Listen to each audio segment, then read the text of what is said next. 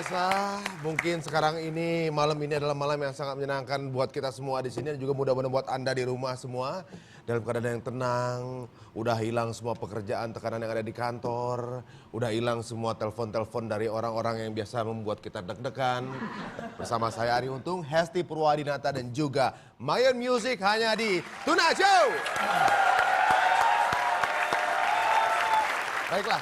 Berikut ini kita akan banyak sekali bincang-bincang berikan informasi di episode kali ini. Dan kebetulan yang pertama akan hadir adalah seseorang yang tentunya juga waktu dulu nih saya benar-benar waduh. Dia di cover majalah wanita kita ngeliatnya, ya ampun ini cewek. Dan selain menjadi cover girl majalah mode waktu itu pada tahun 92.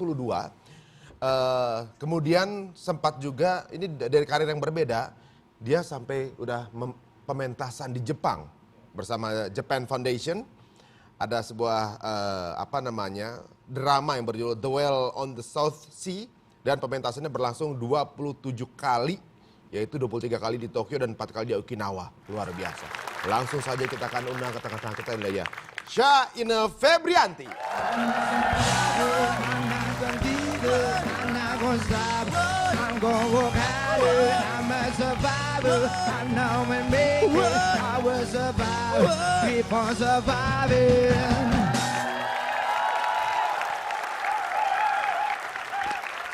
Ya, kita akan ngobrol dengan Ina. Nah, sebelum kita ngobrol, kita akan tunjukkan dulu fotonya.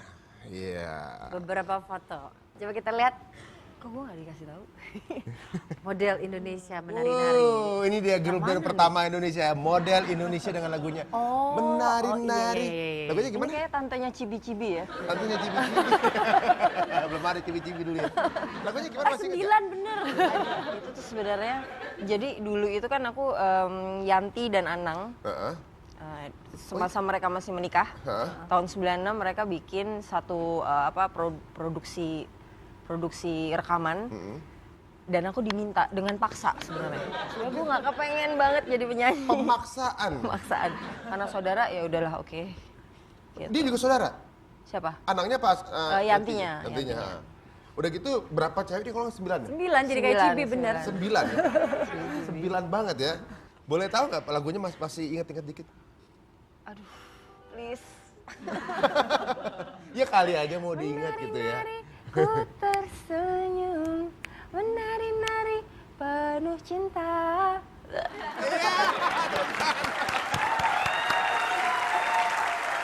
Bagus kok lagunya tadi. Nah sekarang kan selain dulu tuh jadi model, kemudian main sinetron juga. Nah sekarang ini udah beranjak ke jenis karir yang berbeda lagi, yaitu teater. Dan menurut kamu katanya ini merupakan satu level lebih tinggi lagi dari ajang tersebut. Okay. Emang kenapa dibilang begitu? Masa sih saya bilang gitu?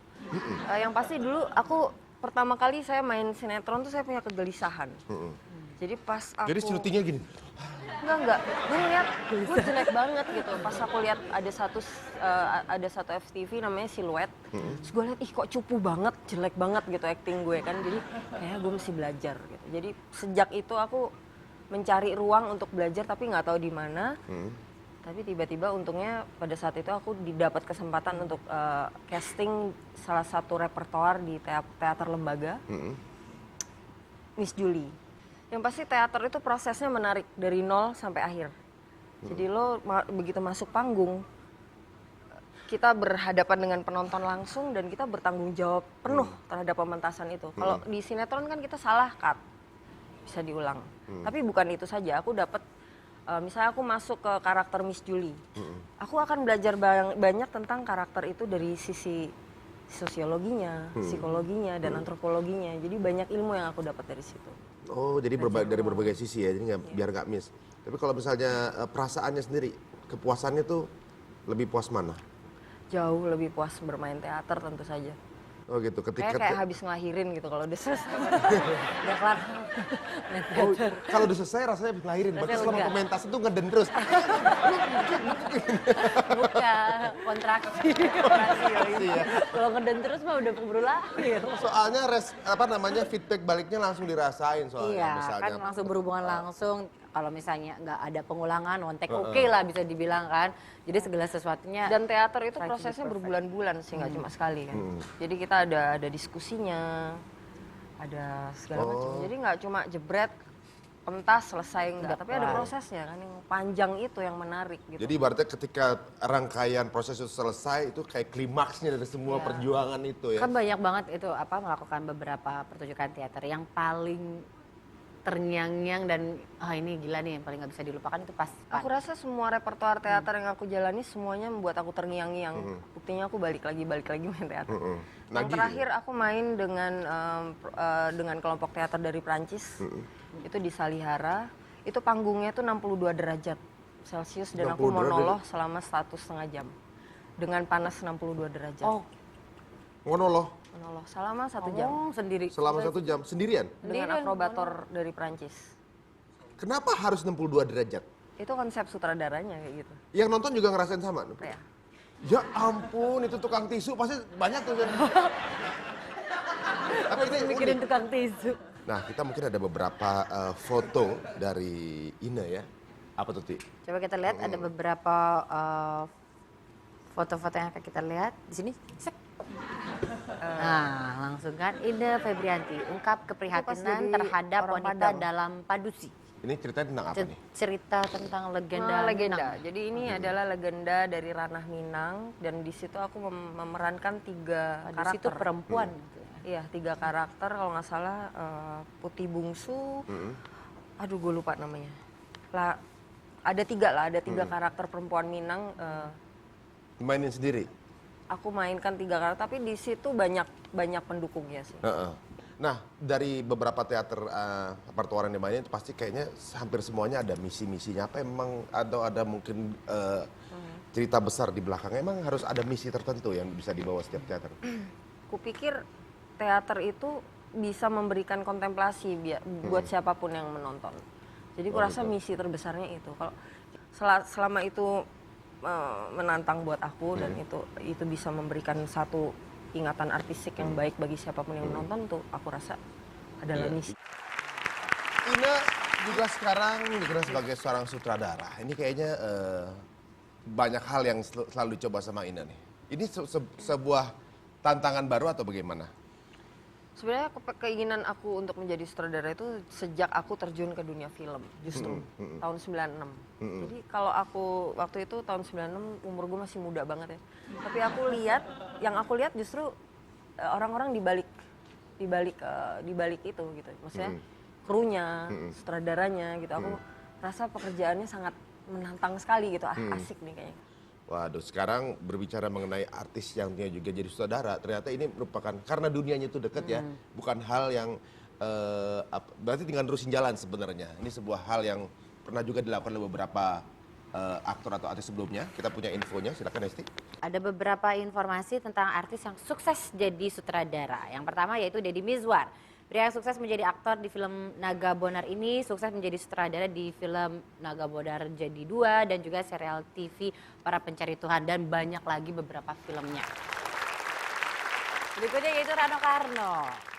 Pria yang terkenal sebagai Sidul ini selain bermain dalam sinetron Sidul Anak Sekolahan, dia juga menyutradarai sinetron yang sangat terkenal tersebut. Beberapa karyanya juga sudah sangat luar biasa. Production House 4. Setelah menjadi sutradara, dia juga jadi pejabat negara. Kalau ini dalam negeri, kita menuju ke luar negeri. Mel Gibson, aktor Hollywood ini selain bermain di film laga dan juga drama, ternyata ia juga memproduksi dan juga menyutradarai film ini sendiri, yaitu ya film Braveheart. Itu dia yang menyutradarai. Pejabat negara juga?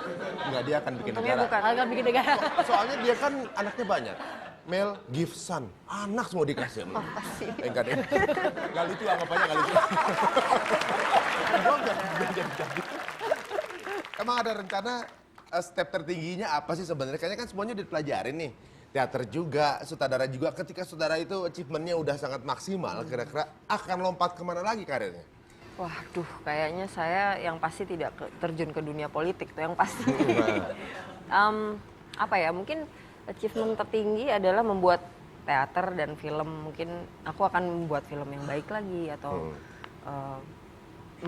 memberikan energi yang baik lagi di teater gitu. Jadi entah aku nanti akan menjadi apa, tetapi kayaknya dua ini masih harus aku perbaiki lagi gitu dari aku. Nah sekarang kita tanya mengenai apresiasi deh. Kebanyakan justru orang luar negeri tuh lebih Ya. lebih apresiatif gitu. appreciate terhadap Ini adalah sebuah seni yang kita harus hargai dengan layak gitu. Kalau di negara kita gimana? kayaknya kalau kemarin aku pentas dengan Mas Hardono, beliau bilang bahwa teater di Indonesia ini lebih mirip seperti upacara sosial. Jadi lo main teater tuh lo lebih seperti sedang berupacara. Jadi memang karena yang nonton itu ya komunitas itu aja gitu. Kan jarang sekali orang di Indonesia yang tertarik dengan teater. Tetapi memang sekarang ini sudah banyak kemajuan dibandingkan 2 atau 3 tahun atau 10 tahun ke belakang. Yang mana teater tuh sangat susah. Mustahil deh orang bikin repertoar teater gitu dengan biaya yang besar, proses yang panjang, orang udah geleng-geleng, itu orang gila doang yang main teater gitu kan.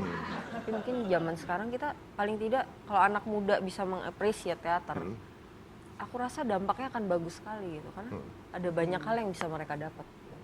Iya berarti sebenarnya Aku nggak tahu ya. Banyak sih kan beberapa teater musikal gitu yang sudah lebih moderat dan orang-orang sudah mulai pada datang, anak-anak remaja sudah mulai berdatangan ke gedung-gedung teater ya mungkin kalau misalnya lebih ekspansi lagi para pencetus-pencetus seniman ini bisa menggrab semua kalangan lah. sebenarnya makin diyakinkan bahwa teater ini adalah sesuatu bagian dari kemajuan yang kita jalani sekarang ini. Tapi saya yakin yang menyaksikan Tonight Show itu adalah orang-orang yang maju. Jadi ibaratnya teater itu bukan barang baru buat mereka semua. Kita doakan mulai dari sekarang sampai ke depannya teater menjadi satu seni yang menjadi terbaik juga di Indonesia. Tepuk tangan buat Ine Febrianti.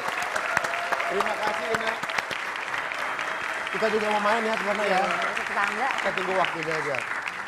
Dan sebentar lagi kita akan berikan banyak sekali info-info unik yang datang ke meja kita. Hari ini ada apa aja, jangan kemana-mana. Hanya di Tonight Show.